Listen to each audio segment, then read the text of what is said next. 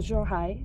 Je m'appelle Lila Cashew et je suis directrice exécutive pour de Hondegonson Dodge, l'environnement réseau pour la recherche en santé autochtone du Québec. Nous aimerions commencer ce webinaire en remerciant nos panélistes qui ont accepté de partager avec nous et avec vous aujourd'hui le travail de recherche qu'ils effectuent. Nous tenons également à remercier toutes les personnes présentes dans l'auditoire et qui partagent notre intérêt à alimenter les discussions sur les pratiques prometteuses qui favorisent les environnements de recherche par et pour les premiers peuples. Nous sommes actuellement à Tiohtià:ke, territoire non cédé de Kanien'kehá:ka, également historiquement visité par la nation Anishinaabe.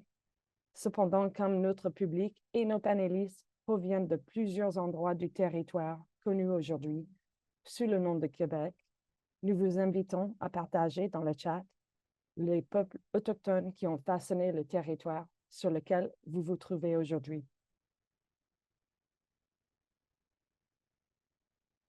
Audrey, je te passe la parole.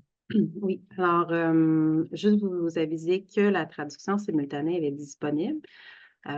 Because our panelists will be expressing themselves in French today, we have simultaneous translation available.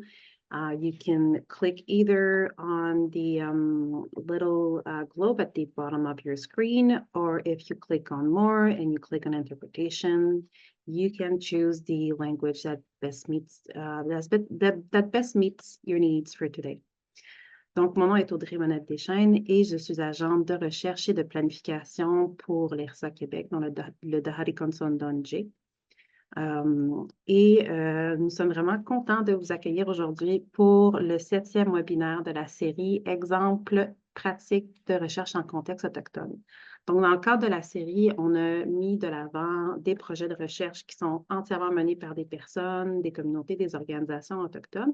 Et on a aussi mis de l'avant des exemples pratiques de partenariats de recherche entre les milieux académiques et les personnes, les communautés, les organisations autochtones, ce qui est le cas des deux groupes de panélistes qu'on a aujourd'hui. Alors, je suis vraiment contente d'accueillir les personnes qui vont être avec nous.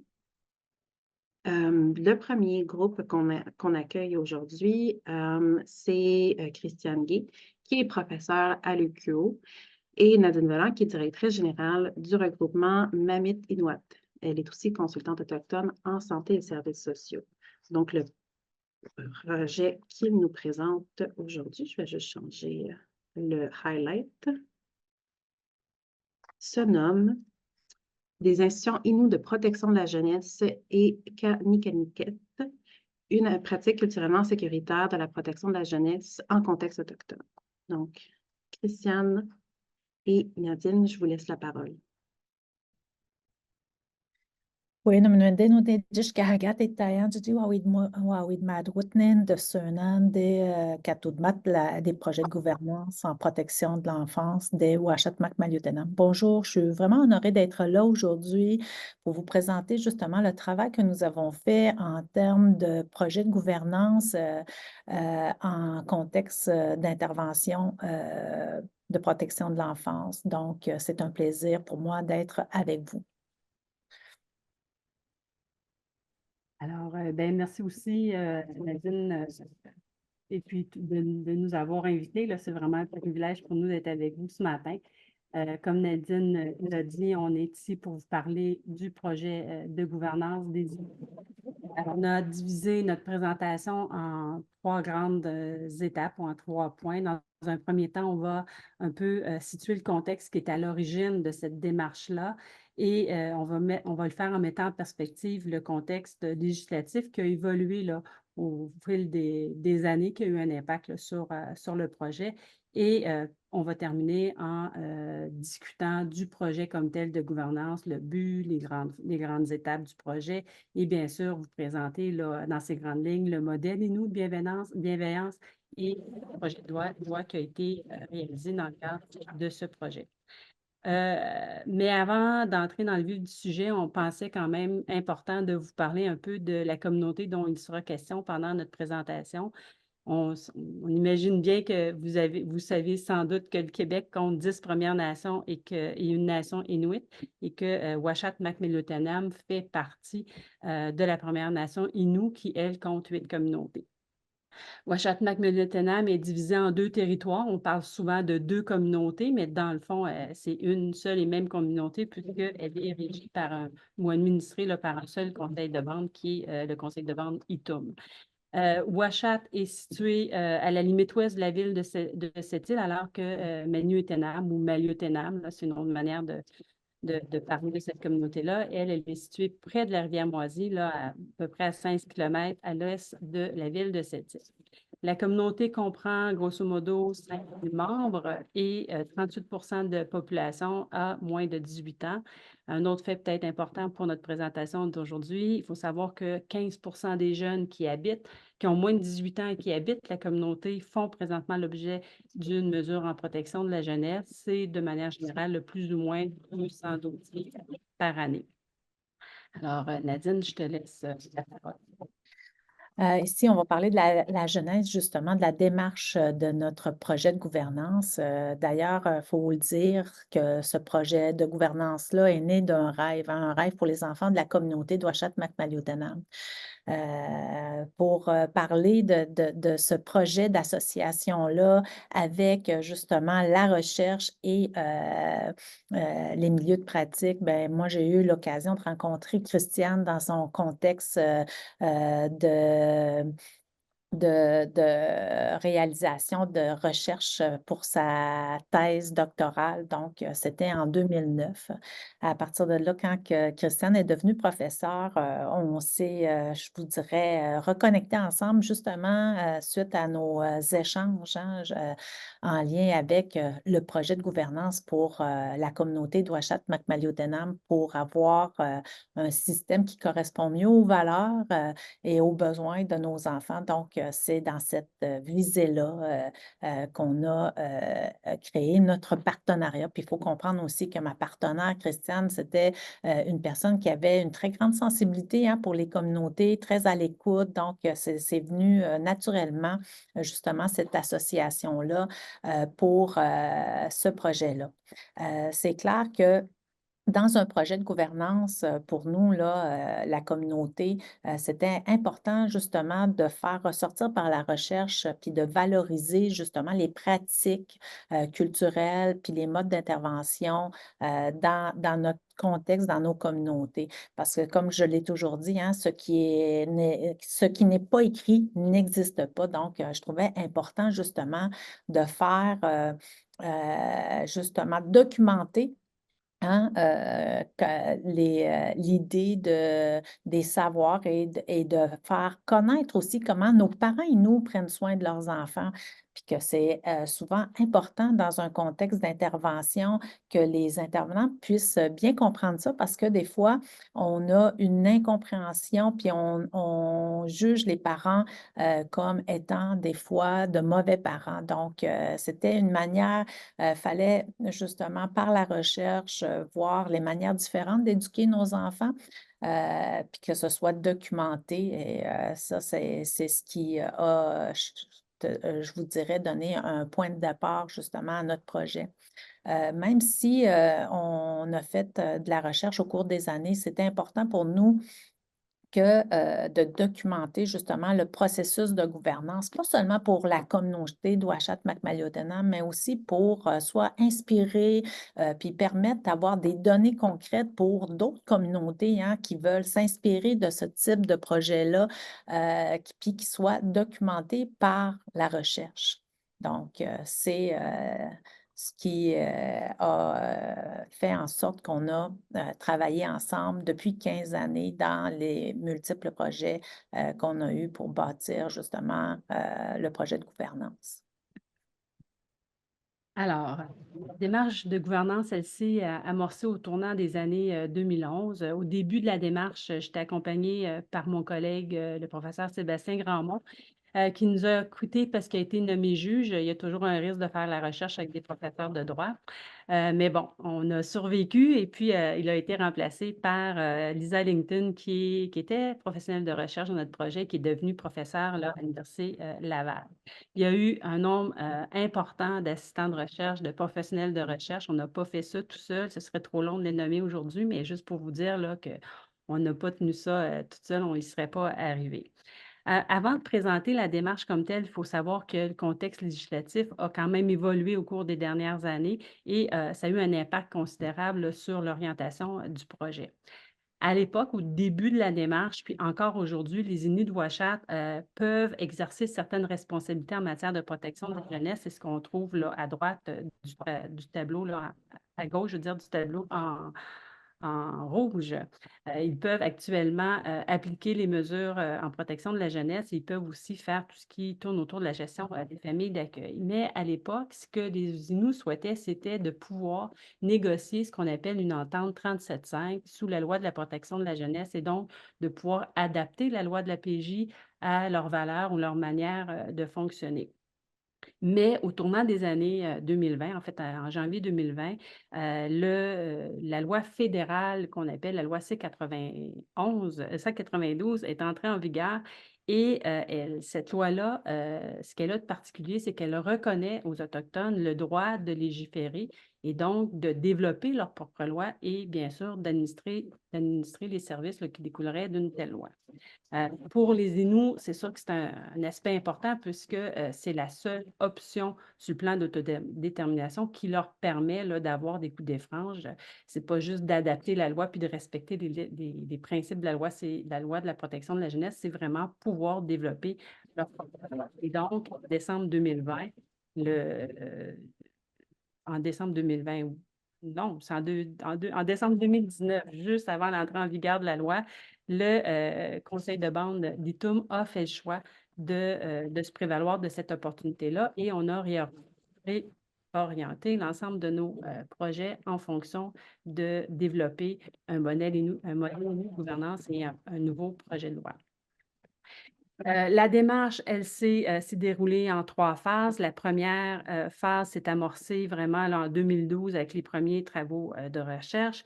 Elle visait principalement 2 choses. D'abord, à valoriser les savoirs inuits et les pratiques culturelles, par exemple les pratiques de garde coutumière, pratiques éducatives, de guérison sur le territoire. Et elle visait aussi à mieux comprendre les besoins des enfants et des familles inuits. On a eu la chance d'avoir 4 subventions de recherche du CRSH, du FQRSC, qui a permis de réaliser en gros 8 projets distincts.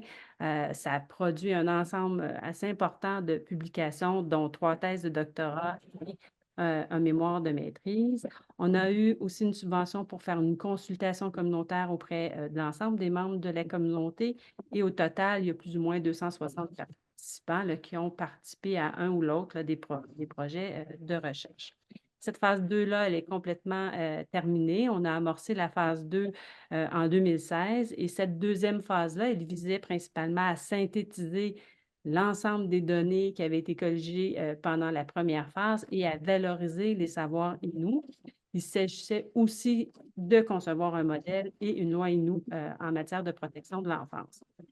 Pour s'assurer que tout ce qu'on allait développer allait refléter la vision et les valeurs des Inuits, on a mis en place un comité de soutien qui, lui, était composé d'une vingtaine de personnes là, représentant les différents milieux au sein de la communauté, le milieu scolaire, le milieu politique, les services sociaux communautaires, services de police. Il y avait 2 jeunes, 2 parents, 2 aînés aussi là, qui ont fait partie du comité.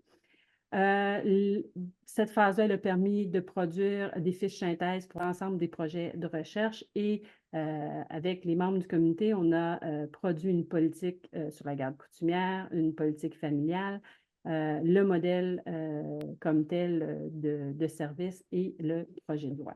Cette phase-là, elle est également presque terminée. En fait, il reste une thèse de doctorat là, à attacher et à soutenir dans quelques mois, mais sinon, tout ce qui a été fait a été réalisé. La phase 3 s'est amorcée en 2021 avec l'avis d'intention des Inuits qui a été envoyé au gouvernement fédéral pour leur dire qu'ils allaient se prévaloir de la loi C-92.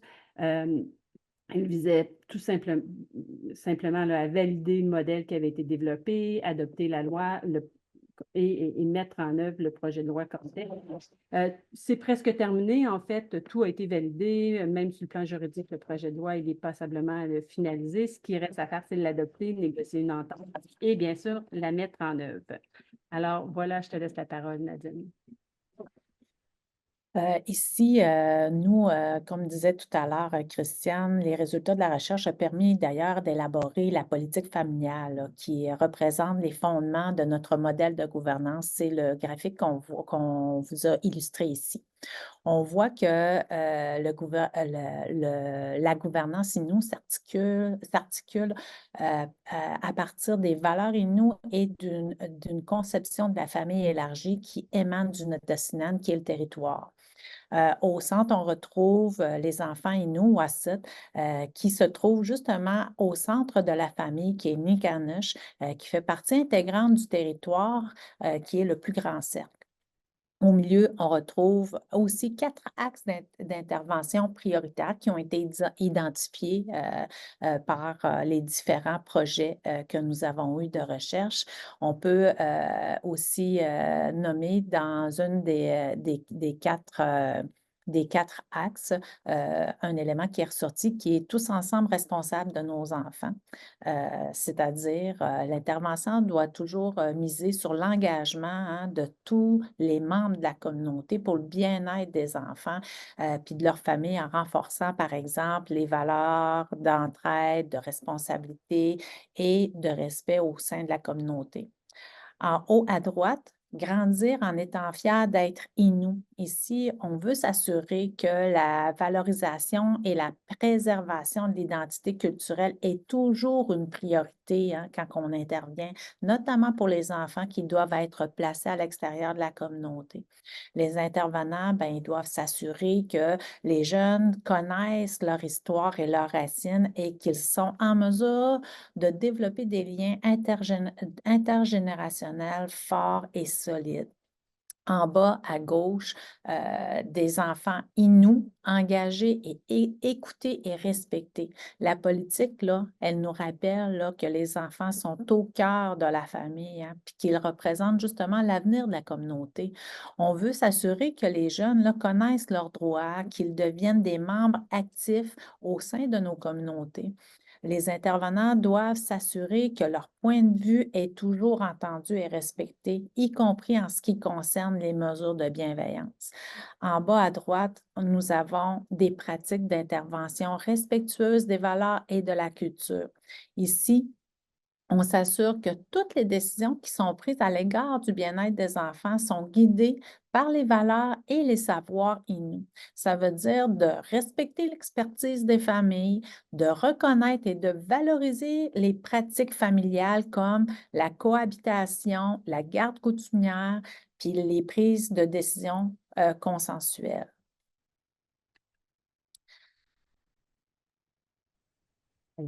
Par la suite, c'est sûr que dans les travaux, ça nous a amené aussi à réfléchir puis à travailler sur une définition Innu de l'intérêt de l'enfant. Ça, c'est des éléments qui sont ressortis dans le cadre des recherches, mais aussi avec le comité de soutien qui a développé justement une nouvelle définition de l'intérêt de l'enfant qui correspond à la vision que la communauté a. En lien avec l'intérêt de l'enfant. Dans cette définition, on met l'enfant au cœur des décisions, on respecte son rythme et son choix. On considère aussi l'intérêt de l'enfant comme étant indissociable de l'intérêt de la famille, de sa communauté et de sa nation. De plus, l'intérêt de l'enfant Innu est profondément ancré dans le Notessinan, soit le territoire. Il est indissociable de la préservation de son identité, de sa culture, de sa langue et du maintien des pratiques culturelles Innu. Ici, on a maintenant le modèle Innu de bienveillance.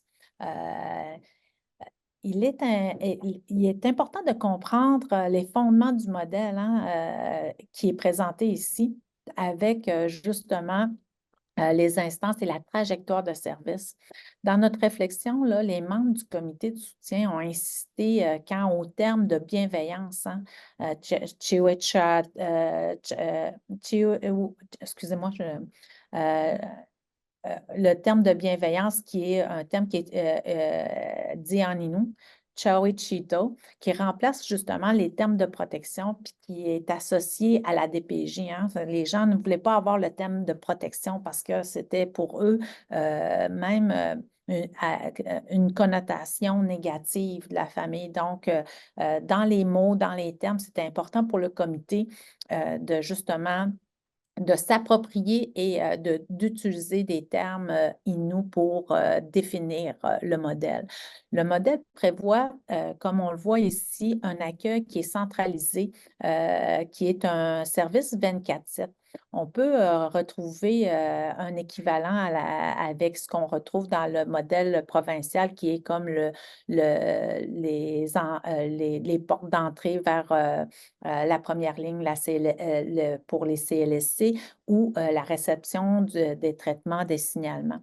Dans la trajectoire de service, la priorité est d'offrir justement des services de prévention. C'est ce qu'on retrouve à gauche du tableau. Ils sont en priorité sur les autres services, là.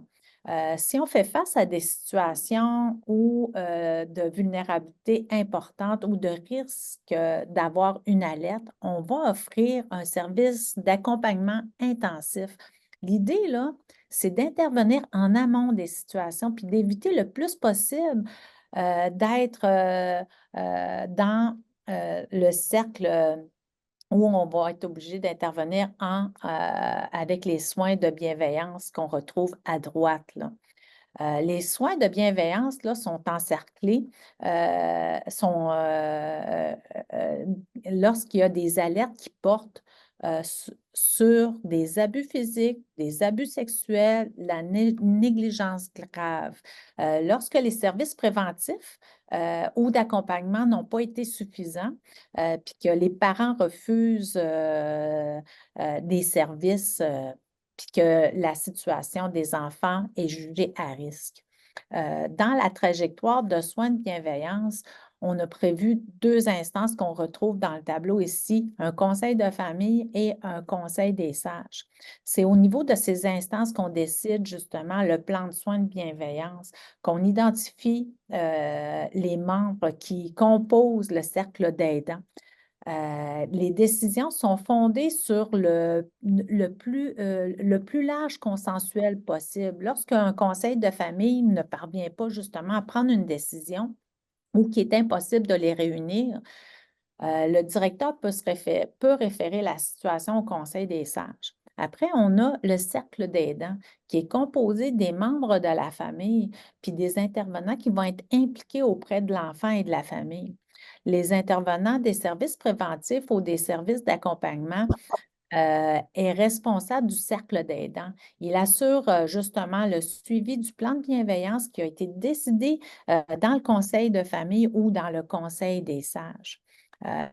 C'est sûr que dans le processus, on va reviser la situation et pour mettre fin justement aux soins de bienveillance. Puis l'intervenant, là, à la demande de l'enfant ou des parents, peut poursuivre son accompagnement auprès d'eux au niveau des services de première ligne. Il remet donc son chapeau de première ligne pour poursuivre l'intervention. Enfin, ben, les soins d'urgence peuvent s'appliquer à tout moment, hein, malgré l'opposition des parents ou de l'enfant, jusqu'à ce qu'un plan de soins particulier de bienveillance ait été établi à la suite d'un conseil de famille ou d'un conseil des sages. Alors, maintenant, le projet de loi comme tel, c'est sûr qu'on ne pouvait pas vous le présenter dans le détail, mais en gros, ce qu'on retrouve dans le projet de loi, c'est les mots, la mise en mots du modèle qui vient d'être présenté avec la définition du concept de l'intérêt de l'enfant. Bon, il y a aussi d'autres principes, là, le principe de responsabilité collective, d'égalité réelle. Donc, il y a un ensemble, les droits des parents, des enfants. Il y a des choses additionnelles qu'on retrouve dans le projet de loi. Dans l'ensemble, ce qu'il faut surtout retenir, c'est que le projet de loi, il mise d'abord et avant tout sur la prévention. On veut faire le plus d'interventions en amont. On veut éviter le plus possible d'intervenir dans une situation en ayant une intervention qui est plus contraignante. L'ensemble du projet de loi est vraiment enraciné dans les valeurs de partage, d'entraide, et mise vraiment là, sur la responsabilité des membres de la communauté, mais aussi de la famille élargie pour prendre soin des enfants. On met de l'avant les pratiques culturelles, notamment la pratique de garde coutumière. En fait, toute la politique de garde coutumière est vraiment là, elle se complète et on en prend compte dans ce projet de loi-là. Et on a insisté aussi beaucoup sur des processus décisionnels qui sont plus consensuels et qui sont conformes aux valeurs. En fait, je pense que Nadine et moi, on pense toutes les deux que l'originalité du modèle qui a été développé par les Inuits, c'est qu'ils proposent de passer d'une logique de contrôle et de surveillance qui est un peu là, la logique dans les services de protection de la jeunesse québécois, là, du système québécois. Et on passe de cette logique-là à une logique beaucoup plus de bienveillance qui, envers les enfants et les familles, qui est là beaucoup plus là, conforme et respectueux des valeurs et des savoirs de communauté. Alors voilà, c'était le contenu de notre présentation aujourd'hui. On vous remercie beaucoup là, d'avoir pris le temps de nous écouter. Chinash Kumitin. Mon Inou est encore à perfectionner. Alors,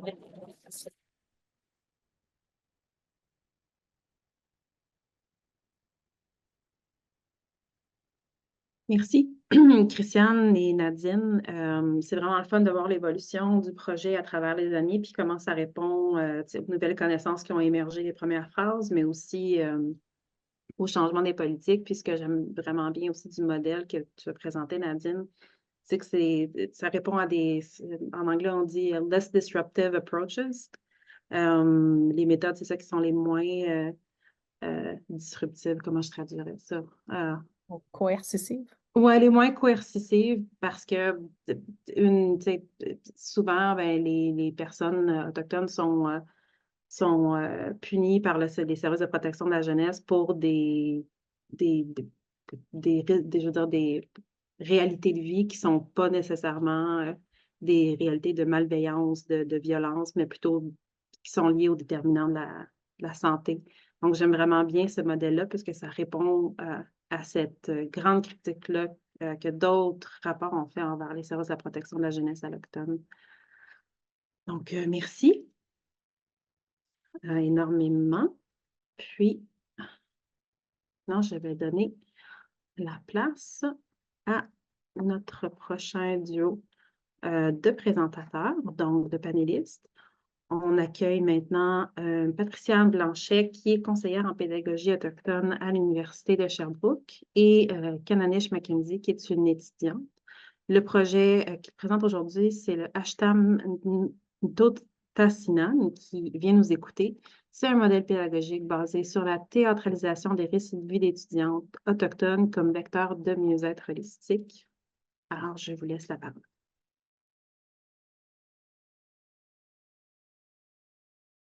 Merci beaucoup. Merci d'abord pour la présentation fort bien placée et éloquente qui nous a été offerte. C'est vraiment un projet de grande envergure.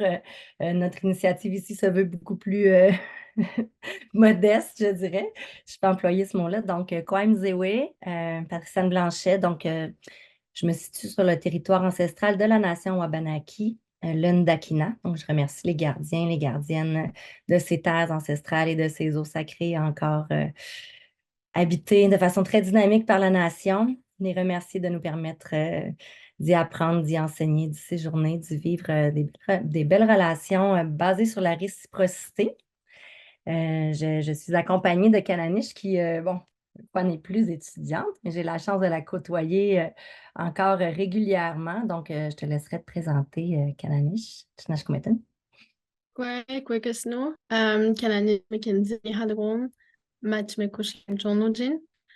Bonjour tout le monde, je m'appelle Kananish Mackenzie, je viens de la communauté de Matchmekush Lagjon, je suis Ino.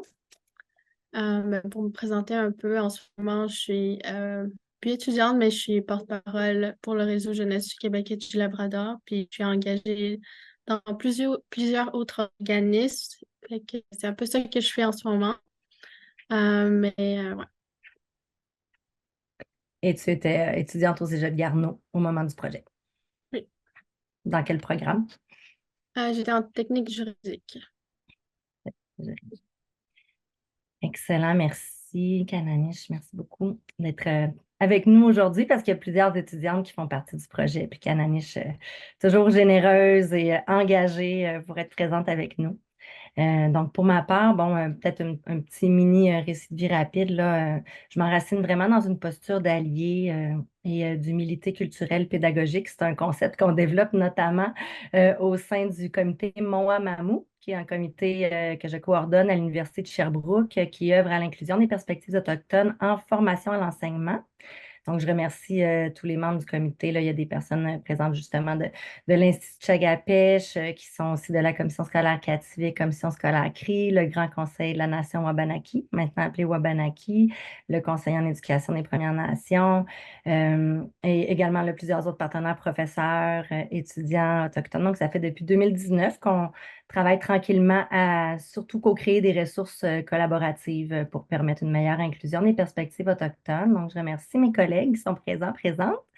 Dans ma vie personnelle, ça fait longtemps que je suis engagée, là, je dirais, dans des mouvements, peut-être, je pourrais dire un peu militants, et aussi au niveau des organisations et des rassemblements autochtones plus spirituels. Donc, j'ai la chance d'accompagner assez souvent des aînés dans des rassemblements, notamment pour aider à l'organisation, mais aussi la traduction dans des rassemblements aussi sur l'île de la Tortue et jusqu'en Amérique centrale et du Sud. Donc, je me définis un peu comme une artiviste, pédagogue, chercheur.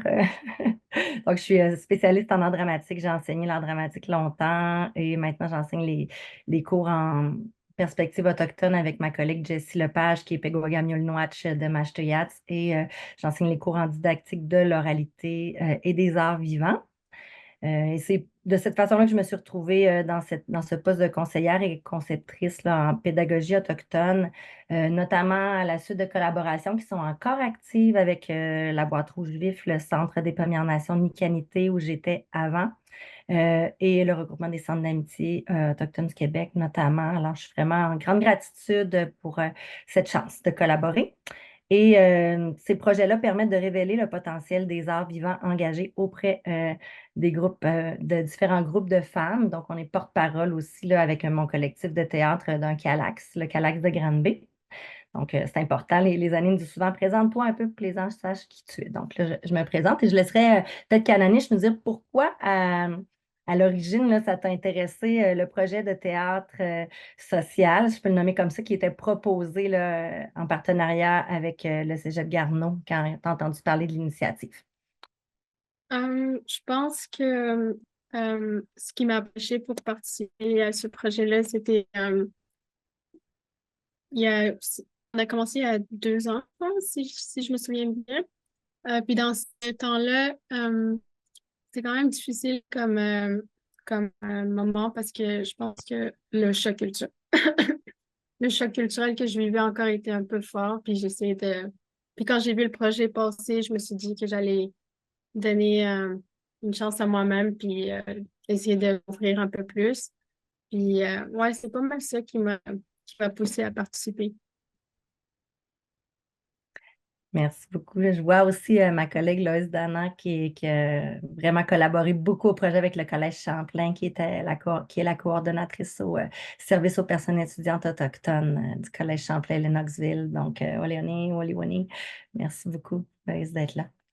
Donc, de la façon dont on va procéder là, pour notre petite présentation, je vais quand même passer à travers un peu là, la problématique, les ancrages conceptuels assez rapidement. Je vais essayer afin de laisser place là, à Kananish. Il y a une série de questions auxquelles elle pourra répondre avec moi et nous partager même un extrait d'une des 2 œuvres qui ont été créées dans ce projet de théâtralisation de récits de vie.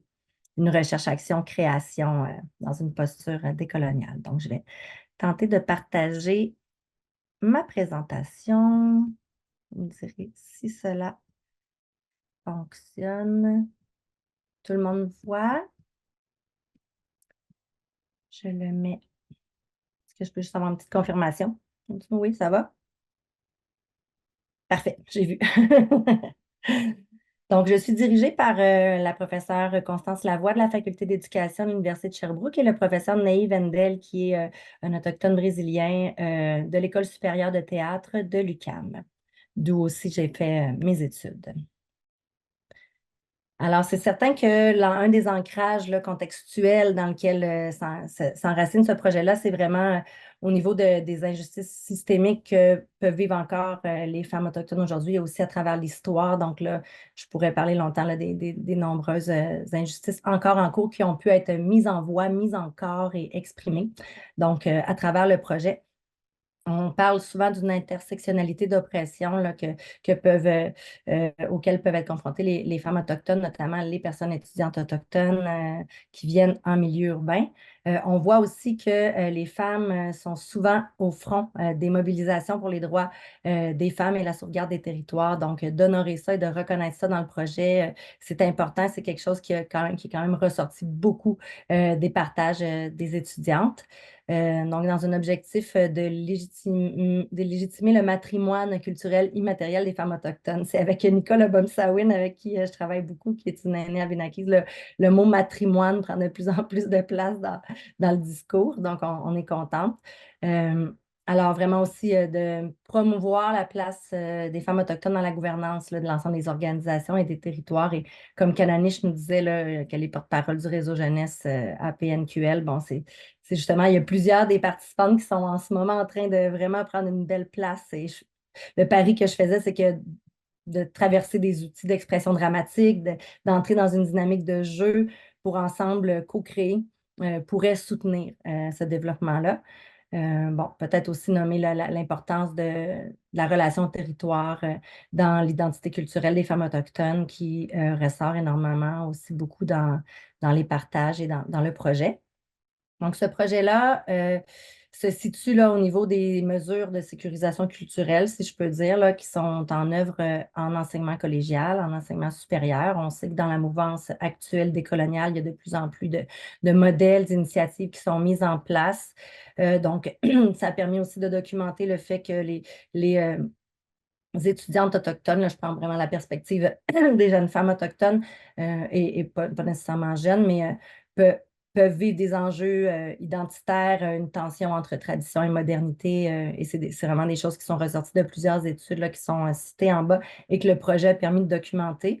C'est sûr aussi qu'au niveau collégial, ce qui m'intéressait, ma recherche à la maîtrise aussi portait sur l'ordre collégial, mais c'est cette entrée dans la citoyenneté, mais aussi la redéfinition de notre identité culturelle et l'insertion socio-professionnelle qui crée toutes sortes de dynamiques complexes là, qui méritent d'être adressées et écoutées.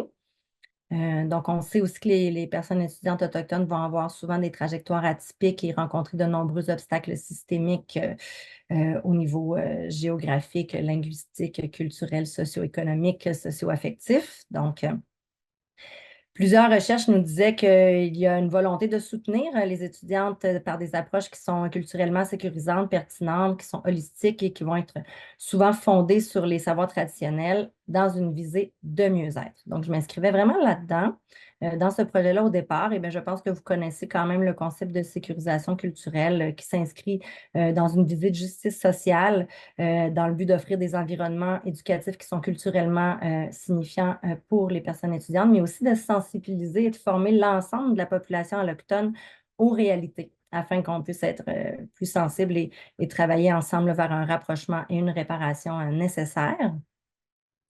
Donc là, moi, c'est vraiment une approche en art. Comme je disais, je suis une artiste pédagogue, donc c'était d'aller montrer la potentialité des arts. Et bon, c'est sûr que la Déclaration des Nations unies sur les droits des peuples autochtones, excusez, j'ai un diaporama qui avance tout seul, nous dit que les peuples autochtones ont le droit de conserver, protéger, de développer les manifestations passées, présentes, futures de leur culture, telles que les arts du spectacle. Donc, je me situais un petit peu là-dedans.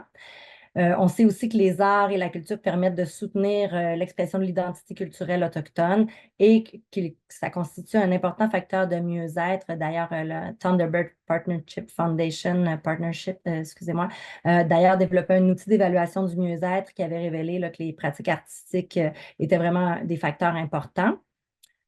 Ici, bon, Elizabeth Kane, qu'on honore beaucoup pour toute l'œuvre qu'elle a créée, comme je travaille avec la Boîte Rouge Vif aussi, est importante pour nous. Puis elle nous disait dans la chaire sur la transmission, sur les cultures autochtones, que la pertinence des approches créatives avec la jeunesse autochtone permettait l'implication sociale, la persévérance scolaire. Prudence Anis, directrice de l'Institut CUNA, nous dit la même chose. Il y a la chaire Réseau Jeunesse, Jeunes Autochtones aussi, qui promouvoit un peu la même posture. Donc, un de mes collègues, David Bernard du bureau du Ndakina, nous dit que les jeunes autochtones sont intéressés au savoir traditionnel, surtout s'ils ont la possibilité de créer à partir de ces savoirs. Donc, c'est un peu un postulat de base qui m'a inspiré dans ce projet-là.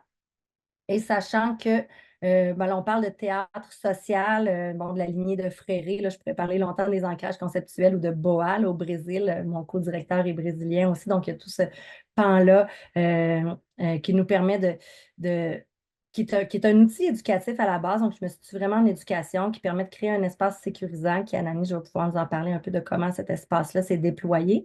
Et ça permet de recréer, de transformer la réalité, voire le monde. L'art, c'est aussi un levier, là, on va le voir, de résistance, de résilience, donc en partant d'écrits aussi sur des auteurs sur ces thématiques-là. Et un article dans Canadian Theatre Research, l'Association canadienne de recherche théâtrale, nous disait les œuvres théâtrales des femmes autochtones contribuent au mieux-être des communautés en fournissant un rituel catharsique permettant d'évacuer le traumatisme. Donc, c'est aussi une hypothèse qu'on pouvait faire que de vivre cet espace-là avec des étudiantes autochtones permettrait d'amener ça. Donc, très rapidement, il y a 2 grands ancrages, l'éducation théâtrale, surtout les modèles de création à portée sociale, et la pédagogie, les principes et fondements des pédagogies chez les premiers peuples qui soutiennent un mieux-être dans une perspective holistique de l'apprentissage.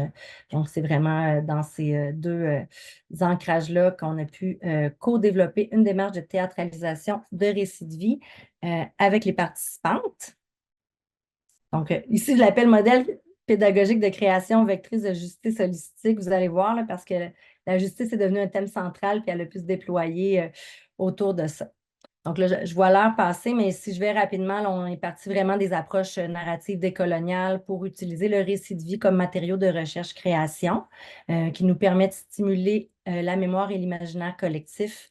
Et l'objectif aussi de laisser les voix. Donc, je veux vraiment laisser la voix à Cananiche aujourd'hui dans une visée de souveraineté narrative était importante.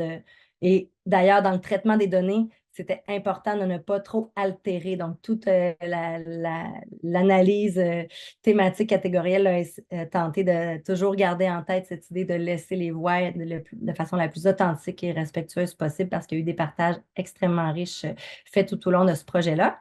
On s'ancre aussi dans une dramaturgie du mythe où l'espace spirituel les mondes invisibles étaient présents avec nous aussi, puis ça a quand même beaucoup ressorti dans le projet. Donc, un des modèles, le modèle principal des dimensions du mieux-être a ramatrié différents modèles de roues de la vie, de roues de médecine qui, oui, on le reconnaît, peuvent vraiment varier d'une nation à l'autre, d'une vision à l'autre. Donc, on s'est basé sur différents écrits. On l'a fait valider aussi auprès d'un cercle d'aînés. Ces dimensions-là, donc du mieux-être, qui ont permis d'explorer là, comment la démarche de théâtralisation permettait l'expression d'apprentissage lié à toutes ces dimensions-là. Donc, la dimension intellectuelle qui nous amenait aussi cognitive à la valorisation des langues et à la légitimité des voix. J'arrive, ce sera pas long, Cananiche. Les savoir-faire aussi au niveau du Sud, donc tout ce qui était la relation au corps et au territoire, la résistance et le militantisme qui est très présent. À l'Ouest, la dimension du cœur, le vivre ensemble qui a permis la notion d'appartenance, de réaffirmation identitaire. la résilience et le processus de guérison, et à la porte du Nord, tout ce qui était cosmovision, cérémonie et les mondes invisibles des ancêtres, des esprits, des rêves et des visions. Donc, c'est en regardant tout ce qui se faisait dans le monde autochtone qu'on a et beaucoup de consultations, et aussi avec les participantes, on va le voir, qui ont pris part à la co-construction de toute cette démarche-là dès le départ. Donc, vous connaissez peut-être les principes de la recherche, le parcours avec les femmes autochtones. Donc, si je les résume rapidement, c'est vraiment d'impliquer les organisations et les personnes autochtones dès le départ dans la délimitation des thématiques aussi. Donc, les thématiques ont été développées avec les participantes, et de s'assurer qu'elles fassent partie de l'aventure tout au long en respectant leur voix dans une visée de réciprocité. Et donc, on peut vivre aussi beaucoup d'occasions de partage aussi des résultats avec les participantes. Et d'ailleurs, Kananish est co-autrice d'un chapitre qui va sortir prochainement dans un livre sur les pédagogies autochtones, le pan-canadien. Donc, vraiment, avec Loïs qui est ici présente aussi. On a plusieurs des participantes qui ont pu aussi là, prendre part à des communications, des conférences, démonstrations et des publications. Donc, plus concrètement, là, si je regarde ici, donc il s'agit vraiment d'une activité parascolaire. Les deux cégeps ont accepté de participer, un francophone et un anglophone, de février à mai 2022. Donc, ça fait 2 ans environ, comme nous disait Kananish. On était en plein, là, presque dans le spectacle, là, la première représentation il y a 2 ans. Donc, au total, 8 étudiantes et un étudiant, William, qui était un fier allié Innu de Pessamit, qui voulait vraiment porter sa voix pour honorer les femmes. Donc, il a fait partie du projet. Donc, en tout, on a 8 nations qui sont représentées. On a eu la chance, et j'ai beaucoup de gratitude pour le soutien des personnes coordonnatrices au service aux étudiants autochtones. Nada Massé, qui était au Cégep Sainte-Foy, au Cégep Garneau, excusez, et Loïs Dana, qui est de la Nation Penobscot, qui était au Collège Champlain. En tout, il y a 10 ateliers théâtraux de 2 heures chacun par groupe qui ont été vécus. 2 œuvres en ont jailli.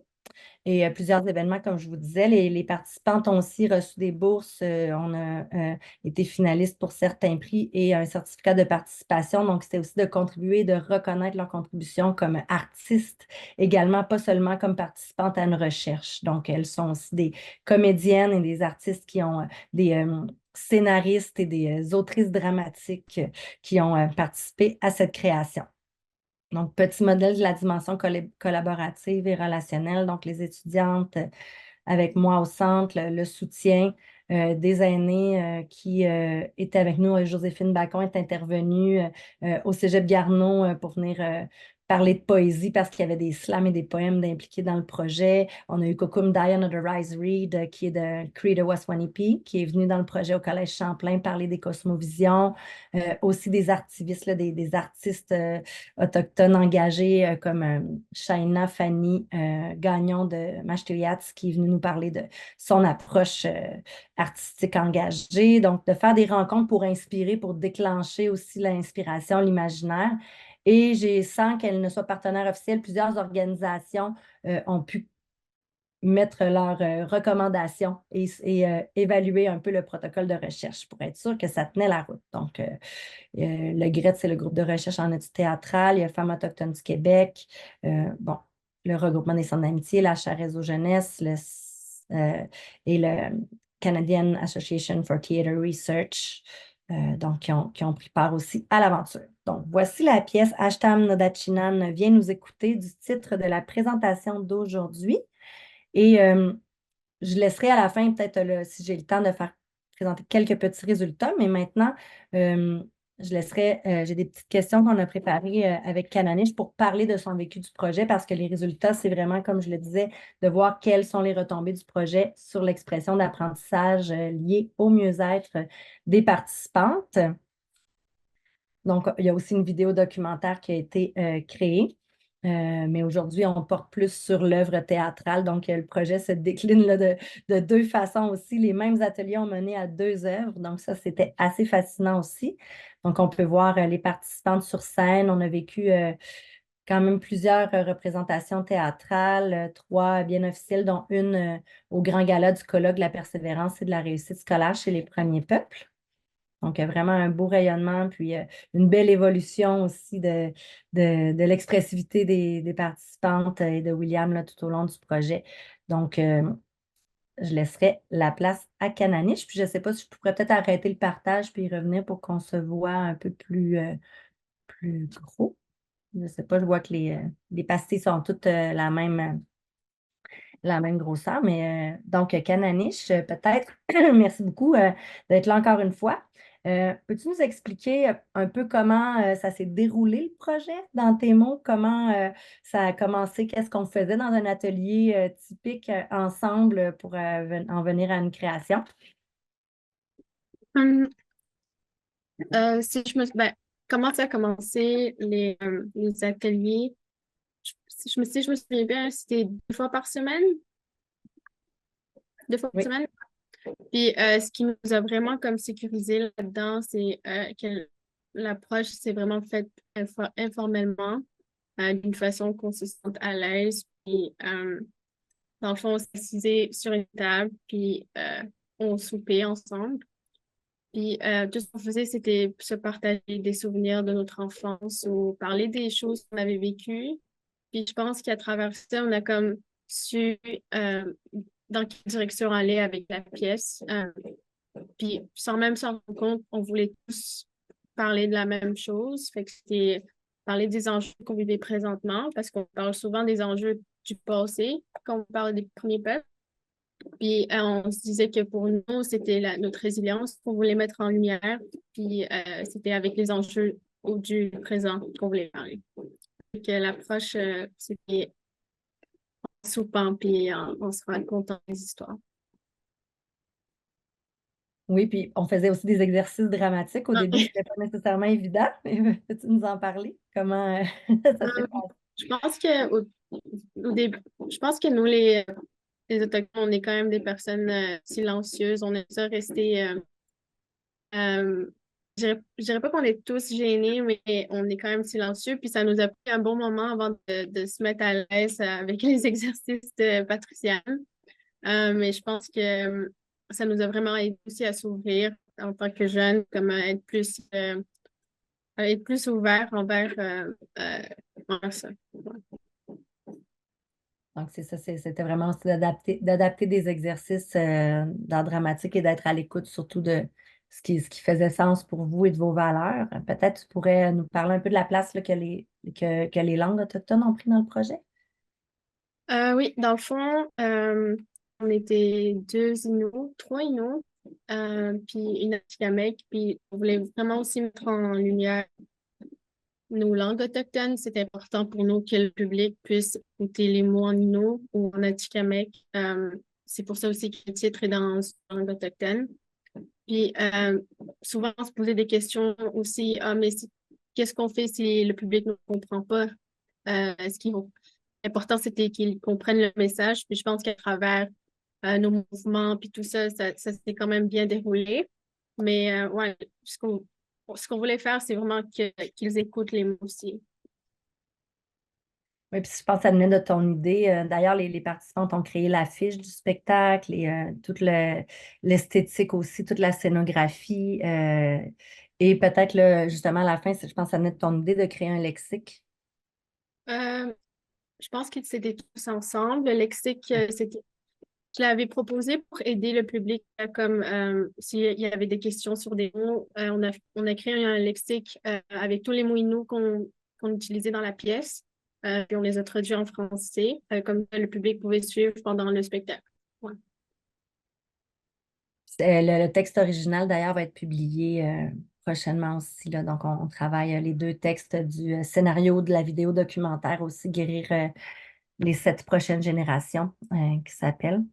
Donc, peut-être, veux-tu nous parler un peu de l'œuvre, un petit peu plus en tant que telle? Qu'est-ce qui compose cette œuvre-là, Ashtan Odachinan vient nous écouter, et de son rayonnement? Oui, dans le fond, on peut parler du projet ou plus de la pièce. On est 4 jeunes de 4 communautés différentes. Puis, c'était difficile au début, mais tout ce qu'on voulait faire, c'est vraiment apporter un enjeu de chacun de nous, puis le mettre tous ensemble. Puis, ça a quand même créé une belle pièce à travers ça. Dans le fond, on parle, désolée, j'ai une présentation hier, j'ai un peu la voix. On est 4 jeunes, puis on a 4 thèmes différents aussi. Donc, moi, je parlais du territoire. Je peux parler plus personnellement de ce que j'ai apporté dans la pièce. Dans le fond, moi, je suis originaire de Matipécoche-Lac-Jaune, puis j'ai grandi dans un territoire quand même isolé, dans le nord, puis avec beaucoup d'exploitation des compagnies minières. Puis ça m'a vraiment touchée en tant que jeune. Puis je pense que j'ai essayé de trouver des moyens de m'engager dans un moyen où je pouvais comme plus en parler parce que je pense que je me suis rendu compte que dans mon institution scolaire, on ne connaissait pas vraiment. C'est souvent des histoires qu'ils apprennent à l'école. Je pense que la pièce était parfaite pour éduquer ou sensibiliser les personnes de mon institution sur nos réalités actuelles en ce moment. Moi, j'ai parlé de ce que je vivais dans la communauté, de ce qu'on vivait. Fait que c'était l'exploitation du territoire à Teufarville. Puis je parlais de la connexion qu'on avait en tant qu'Autochtones au territoire, puis comment c'était difficile de voir ça en tant que jeune. Puis je pense que c'était un moyen aussi de s'engager. Puis mes collègues ont parlé aussi des femmes autochtones. India a parlé du territoire aussi. Puis comme on a organisé ça, c'est que les personnages, on était 4 personnes, puis c'était une aînée, un adulte et un enfant. Moi, j'étais l'enfant. Puis William, c'était l'homme. William aussi a été vraiment une bonne personne qui s'est ajoutée dans notre groupe qui était supposée être juste pour les femmes. Mais William a vraiment apporté aussi une vision de l'homme qui voulait comme supporter les femmes. Fait que je trouvais ça vraiment beau. Je sais pas si j'ai passé à travers tout. Oui, ben, il y avait les enfants des pensionnats, les femmes autochtones disparues et assassinées, puis Indiane et Ashish de Wemantashi, elles, c'était vraiment les coupes à blanc en territoire atikamekw, donc qui était la thématique. Donc, c'est sûr que même les éléments de décor, comme Kananish avait une roche rouge et on utilisait la fumée rouge pour représenter la poussière de fer à Matipécoche, et on avait aussi plusieurs bûches sur le décor pour représenter cette coupe à blanc-là. Donc, ça venait vraiment de l'intention des étudiantes et de William pour cette œuvre-là. Peut-être qu'Ananish, je pense que tu as préparé un petit extrait à nous lire, on aurait le temps. Je pourrais vous lire mon poème vite fait. Dans le fond, le poème que j'ai écrit s'adresse à ma grand-mère. Ça parle justement de ma connexion avec le territoire. J'essaie de le lire vite fait avec le temps qui nous reste. Je marche en tenant ta main, Chougam, grand-mère, nez-noie sur les traces de mes ancêtres. Le territoire coule dans mes veines comme l'eau des rivières. Infecté d'ignorance et d'égoïsme, je respire la poussière rouge, Chougam. Qu'est-ce qui est arrivé à nos terres? Ça me fait peur et je ne peux plus me taire. Nina, nos cœurs se battent pour le Nitassinan. La forêt que l'on protège depuis des millénaires. Celle dont la valeur de son être est rattachée seulement à sa richesse. Ils ont oublié sa beauté, son âme et sa sagesse. Comment garder nos traditions allumées, quand le tumulte s'efface sous nos pieds et que les mines encerclent notre décor. Même le Hatik a perdu le nord. Comme le Mohum l'avait prédit, sans qu'on puisse l'empêcher. Mes enfants pourront-ils chasser Chougam? Connaîtront-ils nos légendes et le Inuimun? Mais il y a encore de l'espoir. Une nouvelle génération se lève pour nos droits et nos rêves. Et jusqu'à ce qu'on retrouve notre identité, j'utiliserai ma voix pour réparer les torts causés et continuerai de partager ce que tu m'as enseigné. Donc, c'était mon poème. Ça fait longtemps qu'on n'a pas fait de représentation, fait que ça fait du bien de relire mon texte. Tu nous vraiment, vraiment, ça me rappelait des souvenirs. On a quand même fait des présentations. On a plus de 500 spectateurs en tout qui ont pu voir l'œuvre. Donc, on est très, très contents du rayonnement. Puis peut-être une dernière question, justement, quels apprentissages tu as réalisés à travers le projet? Comment ce projet t'accompagne encore aujourd'hui, là? Peux-tu nous parler un peu de ton Les expérience à ce niveau-là?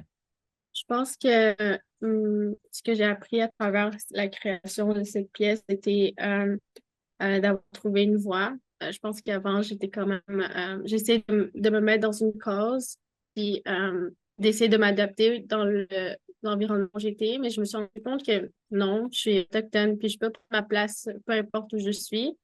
Puis la pièce m'a appris ça que je vais toujours pouvoir prendre la place que je veux dans n'importe quel environnement où je vais me trouver. Et ça m'a aussi apporté énormément de, euh, de courage à vouloir militer. Puis je pense que c'est grâce à la pièce aussi que je suis tellement engagée aujourd'hui. Ouais, c'est quelque chose qui m'aide. Aujourd'hui, je suis représentante pour la jeunesse du Québec. Puis c'est quelque chose qui me passionne vraiment. Je rencontre plein de jeunes de partout, même dans d'autres pays. Puis c'est quelque chose qui est vraiment passionnant pour moi. Ouais, puis qui est aussi guérisseur. Mhm. On le sent ta passion, merci beaucoup. Je sais que dans les données, tu as dit à un moment donné, là, je me suis développé une passion pour les droits. Ça fait quand même 2 ans que tu as dit ça, là, pour défendre les droits et là, de voir tout le chemin parcouru. Donc, c'est sûr qu'on pourrait en parler longtemps. Peut-être une autre chose importante, les Chogum et les tantes et les sœurs ont été convoquées pour enregistrer leur voix, qui a composé une trame sonore aussi dans la pièce. Donc, il y a toute cette dimension d'impliquer la communauté, les communautés des participantes. Donc, quand les parents et les membres de la famille sont venus voir les représentations, on sentait aussi cette fierté-là et cette présence-là. Puis, ben, c'est sûr que j'aurais beaucoup de... Je peux juste finir par une dernière diapo du modèle qui en ressort. Et là, on pourra... Est-ce que c'est correct, Léla et Audrey? Donc, je repartage. Merci beaucoup, Cananiche, vraiment. C'était très, très touchant. Ça, c'est la vidéo documentaire. Et donc, pour vous montrer le modèle, là, voilà, là, ça a l'air un peu... Il y a beaucoup de choses, mais si je le résume rapidement, il y a 13 ici qui tournent dans le sens de la Lune, donc dans le sens anti-horaire ici, 13 stratégies pour la théâtralisation de récits de vie qui sont issues là, de différents modèles de création en art dramatique, mais aussi infusées des principes et fondements des pédagogies des premiers peuples vécus de façon là, empirique, expérimentée avec les participantes. Et donc, vous reconnaissez notre modèle de tout à l'heure. On a mis les 4 indicateurs là, qui sont ressortis, qui ont été analysés. Donc, il y a 16 indicateurs qui ont été analysés, là, un peu plus de 500 unités de sens qui ont été relevées. J'ai aussi un graphique qui montre la prépondérance de chacune des dimensions, mais le modèle final est ici. Donc, on a des phases, la phase de semence, de gestation, de délivrance et de décantation. Donc, qui suit les phases de la Lune pour vivre un processus théâtral. Et donc, 4 mots-clés importants à la porte de l'Est, vous vous souvenez, bien, ce qui est ressorti beaucoup, c'est la résurgence des langues et des cultures avec l'archétype, la figure archétypale féminine de la guide. Donc, on a des personnages, là, il y a 4 R et 4 G qui sont ressortis. C'est plus facile à retenir. À la porte du Sud, c'est vraiment l'idée de résistance avec la posture de la guerrière qui s'exprimait dans la création, qui est ressortie beaucoup dans les données. Et à la porte de l'Ouest, comme nous disait Cananiche, la guérison que le projet a permis d'apporter, donc la posture de résilience et avec la figure archétypale féminine de la guérisseuse. Et on a toujours cet honneur, cette commémoration, cette place aussi en révérence à celles qui ont marché avant nous, mais aussi à tous les mondes intangibles. Donc, la gardienne du sacré s'est placée comme figure archétypale aussi dans cette porte-là. Et là, je suis en train de développer cette peut-être autre chose qui pourrait ressortir au niveau parce qu'on voit que la justice était très importante. Donc, est-ce que c'est une question que je me pose. Est-ce que c'est différentes formes de justice pour créer cette justice holistique? Donc, c'est néologisme, mais ce n'est pas, comment dire, directement là, des données, mais c'est un peu une proposition, le poste que je suis à laquelle je suis en train de réfléchir parce que la justice, les questions de justice sont tellement centrales dans le projet. Puis c'est sûr, j'ai mis plein ici de citations des participantes que je ne vous montre pas. Donc, il y a des citations pour chacune des portes qui permettent de relever. Et on continue avec ce projet-là qui contribue assurément à prendre une petite place pour l'expression et la souveraineté narrative, la voix des femmes autochtones et qui s'inscrit là, dans la mouvance décoloniale à laquelle on participe tous. Donc, je remercie toutes les personnes qui ont collaboré et les personnes aussi au niveau financier. Et merci surtout à vous d'être venus nous écouter aujourd'hui. Ah, c'est, comme je vous disais, les résultats. Donc, c'était pas voulu assez partager tout de suite, mais je pourrais peut-être dans la discussion parce que je ne veux pas dépasser mon temps. Je suis désolée, je vous remercie. Merci, Patricia-Anne et Kananish. Je sais que tu n'es peut-être pas tout à fait à la fin encore de ta thèse, mais ce que j'ai vu aujourd'hui, c'est que quand on veut bien faire les choses, ça prend du temps. Puis je vois toutes les personnes qui ont été impliquées, toutes les visions aussi qui ont été intégrées dans les différents aspects de la recherche, puis même dans les résultats. Puis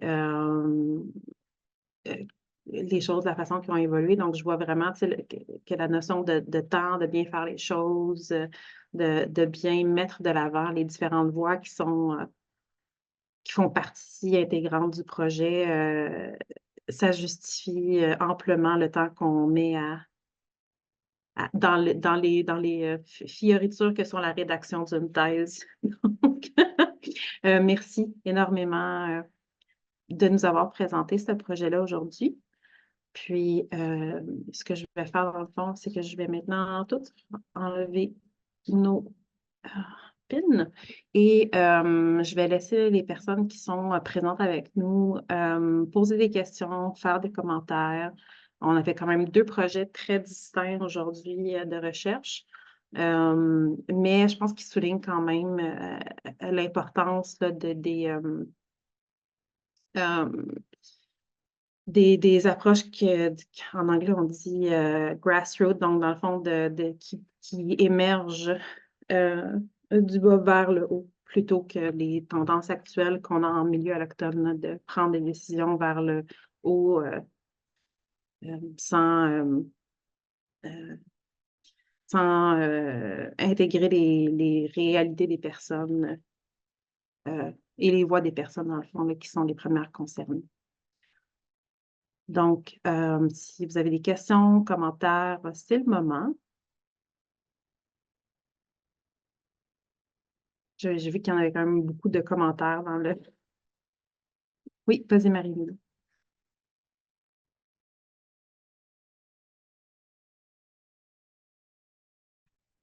Oui, ouais.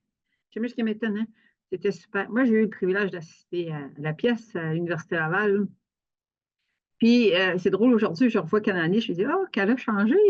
Puis je pense que ce projet-là, comme elle a dit elle-même, comme tu as dit toi-même, Kanani, ça t'a permis de grandir énormément, de trouver une place, puis de faire entendre la voix que tu voulais faire entendre. Ça, c'est extraordinaire. Puis moi, je crois beaucoup que l'art, c'est une voie qu'il faut explorer beaucoup. J'enseigne à l'université, puis mes étudiants sont allochtones pour la plupart, là. Mais tous les cours commencent par de l'art créatif.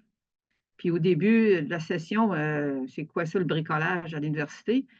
Mais à la fin de la session, ils viennent me remercier parce qu'ils ont découvert leur cœur d'enfant, ils ont découvert une façon d'exprimer leurs sentiments qu'ils ne disent jamais à personne. Puis ça leur permet justement d'arriver à une ouverture qu'il n'y avait pas avant. Et on prépare des futurs citoyens. Ça fait que je me dis, en leur faisant faire de l'art, c'est de la thérapie. C'est de la thérapie pour eux autres mêmes. Puis même cette année, j'ai ajouté le journal de bord. Puis quand ils arrivent au cours, ils écrivent. Puis quand ils partent au cours, ils écrivent.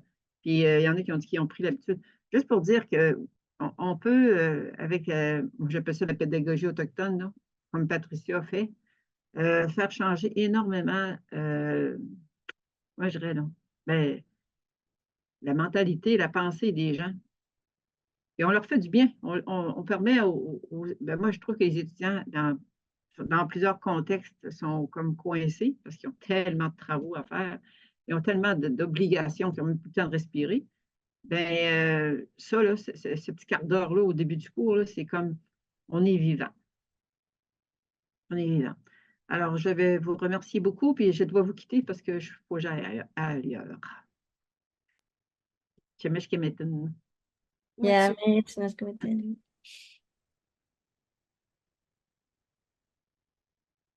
Ben, félicitations pour votre beau projet. Kananish, allô, Patricia Anne.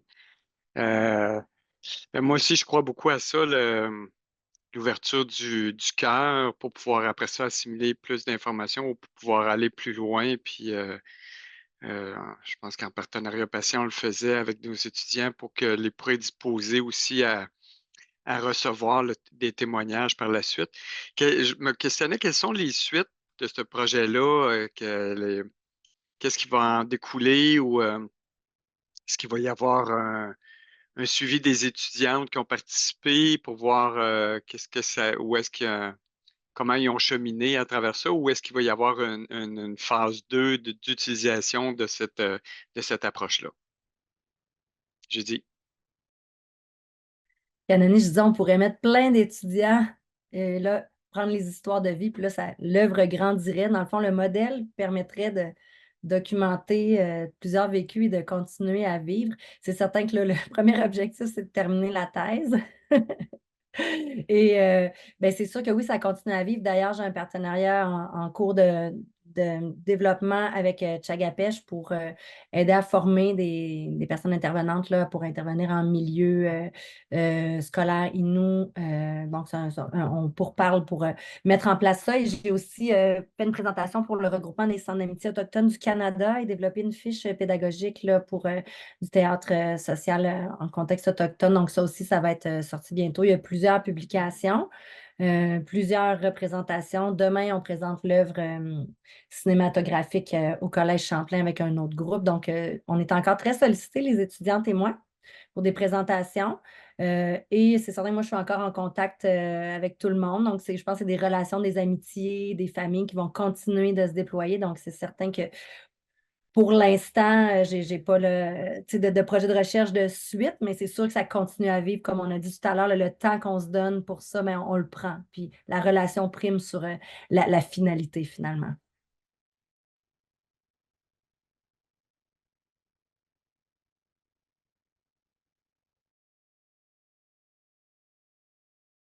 Merci pour la réponse. J'ai une question pour Christiane et Nadine. Le gouvernement de la CAQ est pas mal le seul qui s'était opposé au projet de C-92, là, si je ne me trompe pas, puis il a été débouté en cour suprême, heureusement, dans la dernière année. Puis, je me demandais quel impact ça a eu, ces revers de justice-là, sur le projet ou sur le déploiement, dans le fond, là, du projet, là. Tu veux-tu parler, Nadine, ou... Ben, je pourrais dire de manière générale, ça a été bien reçu par les Premières Nations, d'ailleurs, la décision de la Cour suprême. C'est sûr qu'il faut se le dire, ça n'a pas empêché quand même de faire la poursuite des travaux. Il y a aussi une certaine volonté, hein. Je dirais que moi, j'ai senti, suite à la décision au niveau politique, que ce soit des instances Premières Nations, à vouloir justement aller de l'avant dans ces types de projets-là qui ont innovateurs en termes d'intervention auprès de nos familles. Donc, moi, je pense que ça l'a permis de donner je te redirais une relance de ces divers projets-là, parce qu'on a quand même au Québec plusieurs communautés qui ont fait, qui ont émis leur avis d'intention pour des projets de gouvernance. Donc, moi, je vous dirais, vous allez probablement voir dans les prochains mois, dans les prochaines années, plusieurs projets qui vont émaner justement de ce type de gouvernance-là auprès des communautés. Puis il y a aussi un fort désir de se réapproprier ce qu'on a perdu, soit d'être les gardiens de nos enfants, parce que nous sommes les gardiens de nos enfants.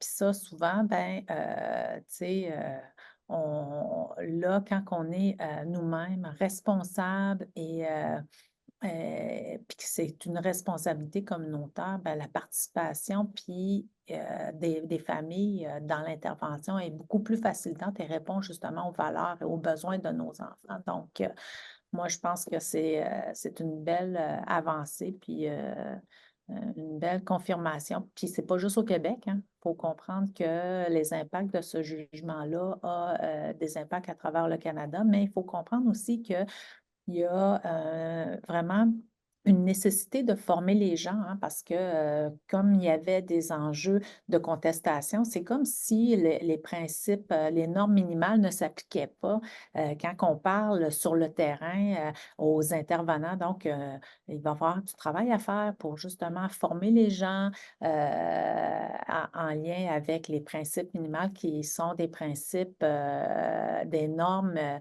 qui sont applicable à travers l'ensemble du Canada, là. Je ne sais pas si Christiane veut rajouter autre chose. Non, c'est très clair tout ce que tu dis. Parce que je sais, c'est ça, que les Atikamekw avaient déjà leur propre système. Est-ce qu'il y a des parallèles? Est-ce que ça vous a Non, inspiré? mais il y a une communauté atikamekw qui a Ouais. adopté sa loi. C'est la seule au Québec. Les deux autres communautés, eux, ont négocié une 37.5 et ils ne sont pas passés à C92 pour le moment. Mais on OK. sait qu'au Québec, pratiquement l'ensemble des communautés ont envoyé leur avis d'intention. Là, il y a peut-être, je pense qu'il dit Gandibi là, qui n'ont pas fait leur avis d'intention, mais pour comparer, là, c'est une communauté en termes de grandeur là, comparable à celle des Inuits. Ils ont une trentaine de dossiers en protection de la jeunesse. Donc, peut-être pas une priorité pour eux là, de vouloir l'autodétermination en protection de la jeunesse, mais sinon, c'est beaucoup là, l'ensemble des membres de toutes les communautés là, qui sont allés de l'avant. Donc, on va voir apparaître des lois, là, comme Nadine l'a dit, là, dans les prochains mois. Hum. Puis, dans le fond, je m'excuse si j'arrête pas de poser des questions. Si les gens ont d'autres questions, allez-y, là. Donc, l'avis d'intention, est-ce que ça peut être refusé? Non? OK. Non, c'est un droit inhérent garanti par la loi, par le fédéral. Donc, toute organisation, il n'est pas obligé de le faire demain matin. Ça peut être n'importe quand d'ici.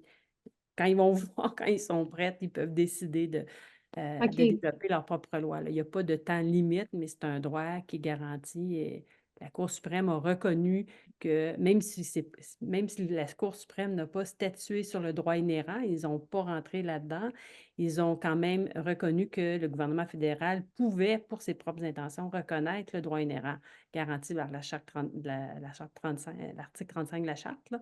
Ils n'ont pas statué eux-mêmes là-dessus, mais ils ont dit que le gouvernement pouvait, pour ses propres faits, reconnaître. Et le fédéral, en ce moment, reconnaît ce droit inhérent-là en protection de la jeunesse. Fait, en moins qu'ils défassent la loi à partir d'aujourd'hui, tant que la loi va être là, les organisations autochtones peuvent, quand ils vont le souhaiter, quand ils vont se sentir prêts, développer leur propre loi, leur propre modèle de service. OK. Donc, l'avis d'intention, c'est juste comme une notification. Oui, ben c'est parce qu'il faut négocier une entente. Après, il y a des sous qui viennent avec ça, là. Fait qu'il OK. faut négocier. Puis s'il y a des collaborations avec les CIS, par exemple, sur ça, ne serait-ce que de transférer les dossiers, tout ça, il faut négocier une entente. Mais bon, ça va se faire. On n'est pas tenu comme dans le 37.5, là. Hum. Disons, c'est une vraie autodétermination, là. C'est le fun. Honnêtement, je ne pensais pas prendre ma retraite et voir ça avant ma retraite. Et vu que ça va être en septembre, je suis assez contente. Je ne pensais pas le voir le jour. Mais c'est ça, on est rendu là. On a un grand pas de fait. C'est le fun aussi qu'il y ait des montants qui soient associés à ça parce que des fois, on octroie, je veux dire, on reconnaît des droits, mais on ne donne pas le palier financier nécessaire pour la mise en œuvre des droits, dans le fond. Là. C'est ça, mais ça, le financement, il est venu beaucoup à cause de la cause de Cindy Blackstock, là, qui a Oui. duré pendant 10 ans. Le financement s'est mis à jour là, partout au Canada sur les services sociaux. Donc, ça a aidé. Donc, c'était une des craintes de Mme Blackstock, là, de savoir si les sous seraient associés au projet de loi, à la loi là, C-92, mais c'est plus un enjeu. Là. Nadine pourra peut-être le dire, là, mais Ouais. l'argent suit les mises en œuvre là, des lois. Oui, effectivement. Puis, tu sais, c'est une belle occasion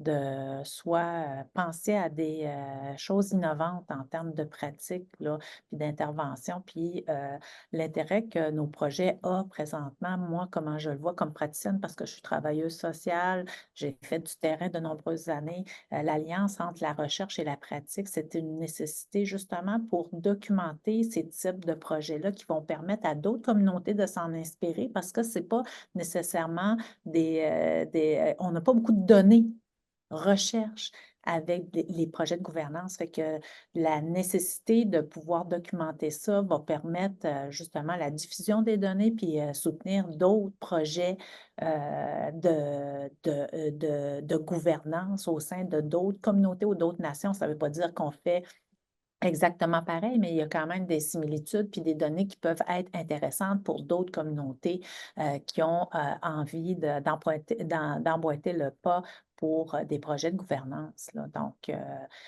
ça a été toujours dans cet esprit-là qu'on a travaillé cette collaboration-là étroite avec la recherche. Puis, juste pour vous mettre en contexte, quelque chose que moi, qui résonne encore aujourd'hui dans mes oreilles, je me souviens qu'il y avait un élu qui m'avait dit, nous ne sommes pas des rats de laboratoire, là. Les chercheurs, ils viennent, puis après ça, ils partent avec nos données, puis ils ne reviennent pas nous voir, tu sais. Ça ne donne pas de résultats. Fait que l'importance de justement avoir une alliance entre la recherche et le terrain, puis que ça puisse avoir des retombées concrètes, parce qu'on ne fait pas juste la recherche. En tout cas, pour moi, là, avec l'expérience que j'en ai avec Christiane, c'est on ne fait pas la recherche pour faire de la recherche, pour faire des rapports. On fait de la recherche pour pouvoir développer des choses qui vont avoir comme effet d'améliorer soit des pratiques, de monter des programmes qui vont pouvoir avoir des choses qui vont avoir des vrais résultats, tu sais. Donc, ce partenariat-là de recherche avec les communautés ou les nations, je pense qu'elle est essentielle aussi dans la démarche de réconciliation. Hein, on a besoin d'avoir des alliés aussi dans la recherche. Christiane, c'en est une alliée pour nous au cours de ces années-là. 15 ans d'engagement pour des projets pour une communauté, tu sais, c'est quand même assez notable, là, tu sais, comme engagement. Donc, moi, je suis très contente quand je vois des projets comme on nous a présenté tout à l'heure avec l'art. Des impacts que ça peut avoir sur justement soit le développement de nos jeunes, hein, tu sais, fait que moi, je suis vraiment, en tout cas, ça a été une belle expérience. Merci. Merci énormément. Tu sais, je pourrais poser des questions jusqu'à la fin des temps, mais on a tous des responsabilités et je ne vais pas dire d'autres choses à faire, là, mais on a une vie à laquelle il faut qu'on reprenne action. Donc, j'aimerais remercier toutes les personnes qui ont présenté aujourd'hui. Donc, Christiane, Nadine, Patriciane, Kananish, merci de nous démontrer l'importance des partenariats équitables et réciproques et bénéfiques avec des communautés, des personnes autochtones. Merci aux personnes qui viennent au webinaire, qui apprennent, qui profitent de ces apprentissages-là qui sont tellement importants. Je souhaite une merveilleuse semaine à tous et au plaisir là, de vous revoir pour nos 2 derniers webinaires de cette année en mai et en juin. Donc, Bonne journée. bonne journée. Bonne journée. Merci, Véronique. Merci. Bonne journée.